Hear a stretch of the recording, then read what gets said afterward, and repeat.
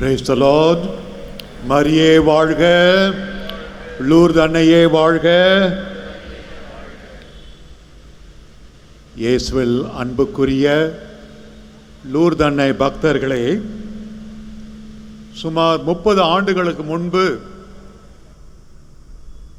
ஒரு பங்கு சாமியார் மறைக்கல்வி வகுப்பில், அதாவது உயர்நிலை மாணவர்கள், ஹைஸ்கூல் பசங்க, அவங்க கிட்ட ஒரு கேள்வி கேட்டாராம். அன்பு மாணவர்களே, பழைய ஏற்பாட்டுக்கும் புதிய ஏற்பாட்டுக்கும் என்ன வித்தியாசம் என்று கேட்டாராம். கொஞ்ச நேரம் அமைதியே இருந்துதான். பிறகு ஒரு மாணவன் எழுந்து, ஃபாதர், பழைய ஏற்பாட்டில் ஆண்கள் பிள்ளை பெற்றார்கள், புதிய ஏற்பாட்டில் பெண்கள் பிள்ளை பெறுகிறார்கள். என்னப்பா அப்படி சொல்ற? ஆமா சாமி, மத்தேயு எழுதிய நற்செய்தி எடுத்து பாருங்க. முதல் அதிகாரத்தில் ஆபிரகாம் ஈசாக்கை ஈன்றார், ஈசாக்கு யாக்கோபை ஈன்றார், யாக்கோபு யூதாவும் சகோதரர்களையும் ஈன்றார் என்று எழுதியிருக்கிறது என்று சொன்னார். அன்பானுகளே, அந்த காலத்தில் இந்த புதிய மொழிபெயர்ப்பு வருவதற்கு முன்பு லத்தீன் மொழியிலிருந்து வல்கேட் என்று சொல்வார்கள். ஆங்கிலத்தில் லத்தீன் மொழியிலிருந்து மொழிபெயர்க்கப்பட்டால் அப்படி தான் இருக்கும். அதாவது லத்தீனில் ஆபிரகாம் ஜெனுவித் ஈசாக், ஈசாக் ஜெனுவித் யாக்கோப், அந்த மாதிரி தான் இருக்கும். ஆகவே அந்த பையன் சொன்னது சரி, ஒரு விதத்தில் சரி. அன்பார்ந்தவர்களே, புதிய ஏற்பாட்டில் பழைய ஏற்பாட்டில் வேற்றுமைகளை விட ஒற்றுமை தான் அதிகம். ஒற்றுமை தான் அதிகம். எப்படின்னு கேட்குறீங்களா? பழைய ஏற்பாட்டில் விசுவாசம் அல்லது நம்பிக்கை எதிர்நோக்கின் முன்னோடி ஆபிரகாம். புதிய ஏற்பாட்டில் விசுவாசம் மற்றும் எதிர்நோக்கின் அடையாளம் அன்னை மரியா. அன்பார்ந்தவர்களே, இருவரும், ஆபிரகாமும் சரி மரியாளும் சரி, தங்களது திருப்பயணத்தை, எதிர்நோக்கின் திருப்பயணத்தை மேற்கொண்டவர்கள். நம் அனைவருக்கும் தெரியும், 2025 உடைய விருது வாக்கு எதிர்நோக்கின் திருப்பயணிகள், Pilgrims of Hope. Both Abraham and Mary went on the pilgrimage of hope. முதல் வாசகத்துக்கு வருவோம். அதாவது யாத்திரையாகமம் அல்லது எக்ஸடஸ் என்ற நூலிலிருந்து, அவர்கள் பாலைவனத்தை 40 ஆண்டு அளவாக கடக்க வேண்டும். பாலைவனம்னா உங்களுக்கு தெரியும், வாக்களிக்கப்பட்ட நாடுக்கு 40 ஆண்டு அழகாக நடக்க வேண்டும். பாலைவனத்தில் என்ன கிடைக்கும்? தண்ணி கூட கிடைக்காது. ஆகவே இறைவன் அவர்களை அப்படியே விட்டு விடவில்லை, அவர்களை பராமரித்தார். God gave them hope, hope of the promised land, and he rained down manna from heaven. Israel மக்கள் ஒருவரை ஒருவர் பார்த்து, அந்த மெல்லிய அப்பத்தை பார்த்து மன்னா என்றார்கள். அப்படின்னா என்ன? இது என்ன, இது என்ன? ஆனால் அவர்கள் அதை உண்ண, அவர்கள் வயிறை காலியாக வைத்துக் கொள்ள இறைவன் விடவில்லை. தொடர்ந்து அவர் எதிர்நோக்கை அவர்களுக்கு ஊட்டிக்கொண்டே இருந்தார். வாக்களிக்கப்பட்ட நாடை கொண்டு அடையும் வரை பராமரித்து கொண்டே வந்தார். அது வருங்கால திவ்ய நற்கருணைக்கு ஒரு அடையாளம்.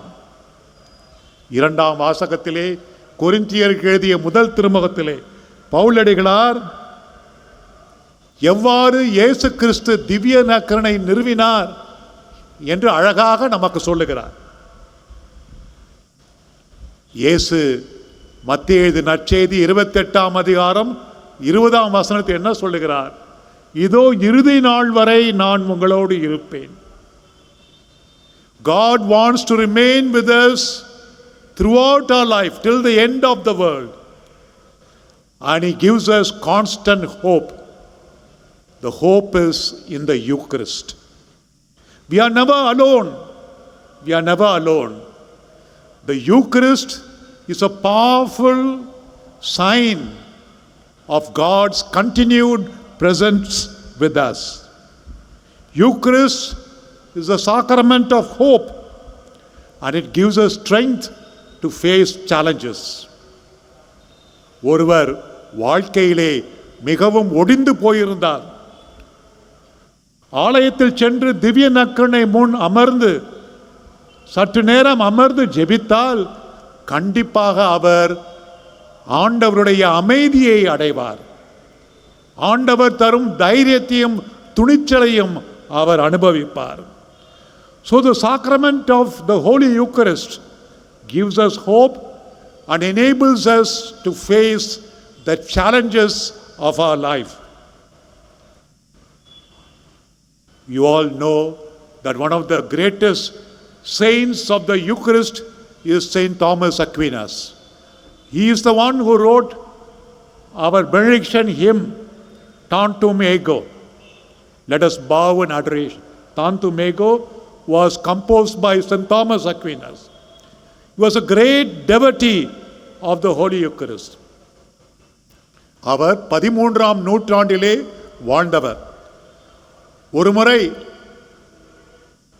புனித தோமை அக்வீனாஸ் தோமையார் அவர் மடத்தில் இருக்கும்போது ஏதோ எழுதி கொண்டிருக்கும் போது திடீரென்று ஒரு சத்தம், தீ தீ, ஃபயர் ஃபயர், தீ, எங்கு பார்த்தாலும் தீ. எல்லோரும் அலறி அடித்து ஓடினார்கள், தீயை எப்படி அணைக்க வேண்டும் என்று. நமது புனிதர் என்ன செய்தார் தெரியுமா? நேரடியாக திவ்ய நற்கருணை பேழைக்கு சென்றார். திவ்ய நற்கருணை பேழை முன் சற்று நேரம் அமர்ந்துவிட்டு அந்த பேழையை அவர் அணைத்து கொண்டார். ஆண்டவரே எங்களை காப்பாற்றும், ஆண்டவரே எங்களை காப்பாற்றும் என்று அந்த பேழையை அணைத்து கொண்டார். படிப்படியாக தீ ஓய்ந்தது, அமைதி நிலவியது. ஆகவே நம்முடைய தேவையற்ற ஆசைகளை, பொறாமை என்னும் தீ, தேவையற்ற ஆசைகள் என்னும் தீ, இதெல்லாம் திவ்ய நற்கருணை அணைத்து விடுவார். வெறுப்பு என்ற தீ, மிகவும் கீழ்த்தரமான ஆசைகள், இந்த ஆசைகளை எல்லாம் திவ்ய நற்கருணை அணைத்துவிடும். My dear friends, let us come to the gospel. The gospel pictures Mary. After the angel appeared to Mary and she cleared her doubts, she was filled with hope. She was filled with hope of God's promises and went straight to visit Elizabeth carrying hope. She was a pilgrim of hope, and she brought joy and hope to Elizabeth. Elizabeth was not alone. Mary had come to encourage her and give her joy and hope. Secondly, she was carrying the Savior of the world in her womb, Mary. Therefore, the hope of entire humanity was being born by her. Mary carried the hope of the entire humanity, the Savior of the world. Thirdly, Mary is a model of hope. It's a model of hope. She teaches as a good mother to have hope in uncertainty. It is often said that during every Eucharist, Mary is present silently at the altar. When Bernadette asked Mother Mary, "What's your name?" the lady in white, "What's your name?" What did Mary say? "I am the Immaculate Conception." But better, more than being the Immaculate Conception, she, standing at the cross, united her suffering with the suffering of Jesus. அன்பார்ந்தவர்களே, தர்மபுரியிலே ஆயர் இல்ல பக்கத்தில் ஒரு பங்கு இருக்கு, செல்லியம்பட்டி பங்கு, குழந்தை இயேசு பங்கு. அதிலே ஒரு நபர் இருக்கிறார், தினந்தோறும் திருப்பலி தவற மாட்டார். ஆனால் அவருக்கு பயங்கரமான சோதனை. 2 பிள்ளைகள், ஆண் பிள்ளைகள். அதிலே ஒரு பையன் 8 வயது, பயங்கரமான இருதய நோய். அங்கிருந்து அவர்கள் பெங்களூரில் இருக்கின்ற நாராயணா இதய மருத்துவமனைக்கு எடுத்து சென்றார்கள். இது மிக மிக கடினமான ஒரு கேஸ். குறைந்தது 50 லட்சம் ரூபாய் செலவு செய்ய வேண்டும். அப்படியும் முழுமையான குணம் அடையாது.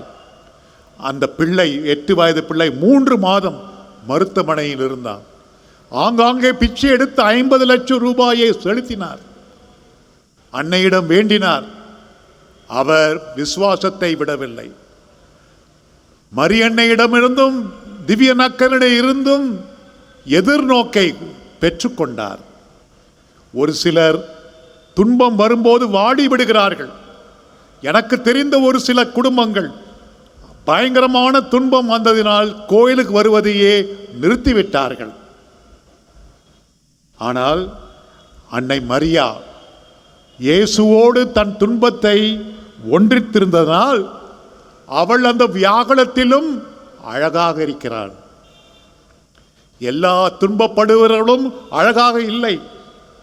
யாரெல்லாம் துன்பத்தை இயேசுவோடு, துன்பப்படுகிற இயேசுவோடு சேர்த்து ஒப்புக் கொடுக்கிறார்களோ அவர்களுடைய துன்பத்தில் ஒரு அமைதி இருக்கும். There are several people suffering silently in this world, uniting their sufferings with the suffering of Christ. You see a serenity on their face, a calmness and serenity. And Mary's suffering, the suffering, sorrowful mother, has a serene face, has a serene face. And whoever suffers with Mary and Jesus, who suffers in the Eucharist in an unbloody manner, will enjoy serenity and peace. And peace. அன்பார்ந்தவர்களே, ஒரு நண்பர் நவீன ஓவியத்தில் கைத்தேன்றவர், கைத்திறன் மிக்கவர். ஒரு நாள் தன் நண்பரை தன் வீட்டுக்கு அழைத்து, "நண்பா, இந்த ஓவியம் உனக்கு பிடித்திருக்கிறதா?" என்று கேட்டாராம். அப்போது அந்த நண்பர் சொன்னார், "இது என்ன ஓவியம்? ஒன்றுமே பிரமாதமாக இருக்கிற மாதிரி தெரியலையே, என்ன ஓவியம் இது?" என்று சொன்னாராம். அதற்கு ஓவியர் சொன்னாராம், "நண்பா, உனக்கு கலைத்திறன் இல்லை, கலை கண் இல்லை. ஆகவே உனக்கு ஓவியத்தை ரசிக்க முடியவில்லை." அன்பார்ந்தவர்களே, நமக்கு விசுவாச கண், எதிர்நோக்கின் கண் இல்லை என்றால் நாம் எதிர்நோக்கின் திருப்பயணிகளாக மாற முடியாது. திவ்ய நற்கருணையில் நமக்காக வீற்றிருக்கின்ற ஆண்டவர் இயேசுவோடு நாம் நம்பிக்கையின் பயணத்தை மேற்கொள்ள வேண்டும், எதிர்நோக்கின் பயணத்தை மேற்கொள்ள வேண்டும். இல்லை என்றால் இந்த 2025 யூபிலி ஆண்டு நமக்கு அர்த்தமுள்ளதாக இருக்காது. நாம் எல்லோரும் எதிர்நோக்கின் திருப்பயணிகள். மீண்டும் தந்தை ஆபிரகாமை எடுத்துக்கொள்வோம். தந்தை ஆபிரகாம், அன்பார்ந்தவர்களே, ஆபிரகாமுக்கு 100 வயது தாண்டிய பிறகு நீ ஒரு பெரிய குலத்திற்கு, இனத்திற்கு தந்தையாவாய் என்று ஆண்டவர் சொன்னார். ஆபிரகாமுக்கு ஒன்றும் புரியவில்லை. 100 வயது ஆகிவிட்டது, என் மனைவிக்கு 90 வயதை கடந்து விட்டால், பிள்ளை பெறுகின்ற காலம் எல்லாம் முடிந்து விட்டது. ஏதோ புதுமை, ஈசாக்கு பிறந்தான். ஈசாக்கு வழியாக பெரிய இனம் வரும் என்று எதிர்பார்த்தார் ஆபிரகாம். ஆனால் ஆண்டவர் அந்த ஒரே மகனை நீ பலியிடு என்றார். இது என்ன முட்டாள்தனமாக தோன்றுகிறது? இந்த மகன் வழியாக தான் பெரிய இனத்தை உருவாக்குவேன் என்றுகிறார். அந்த மகனையே நீ பலியிடுன்னு சொன்னால் ஒன்றும் புரியவில்லை. ஆனாலும் ஆபிரகாம் குதித்தார், பாதாளத்தில் குதித்தார். Our father Abraham leaped into the bottomless pit. The bottomless pit. He did not understand anything. How can God make a great nation out of me if He wants me to sacrifice my only son? So also Mother Mary did not understand many things. She understood little by little as she continued her journey of hope. My dear friends, a few of you, not many, would have heard of a famous Benedictine monk called Father Bede Griffiths, who was an accomplished writer, intelligent man who studied in Oxford in England. Benedictine monk. He came to India. First he was in Kurshimalai Ashram, Kerala. Then he came down to Tiruchirappalli, near Tiruchirappalli, Tannirpalli. He started an ashram and lived like a Hindu sannyasi. Wore saffron robes, bare-chested, learned Sanskrit thoroughly, studied all the Hindu scriptures, compared Hinduism and Christianity. Finally, in the year he came to India, in the 50s, late 50s. Finally, in 1993 November, he was on his deathbed in Shantivanam, Tiruchirappalli ashram. Some priests went to meet him and told him, Father Bede, what is your last message? You're going to leave us. What is your last message? He said beautifully from the first letter of St. Paul to the Corinthians, chapter 13. My dear friends, only three things: faith, hope, and love. Faith, hope, and love. If you have faith, you will have hope. And if you have hope, you will also have love. Therefore, in this Jubilee year of hope, we are asked to rekindle our faith and our hope and our love. அன்பார்ந்தவர்களே, இறுதியாக நாம் திவ்ய நற்கருணையை இன்று கொண்டாடுகின்ற வேளையிலே, திவ்ய நற்கருணை நம் அனைவருக்கும் ஒரு சக்தி மிகுந்த அடையாளம். நமது ஞானிகள், தமிழ்நாட்டு ஞானிகளுக்கு ஒரு மந்திரம் உண்டு, ஒரு சொல்லாடல் உண்டு. அதாவது, நாயினும் கடையேன், நாயினும் கடையேன், நான் கடவுள் முன் நாயினும் கடையேன். அப்படி என்றால் என்ன பொருள்? ஒரு நாய்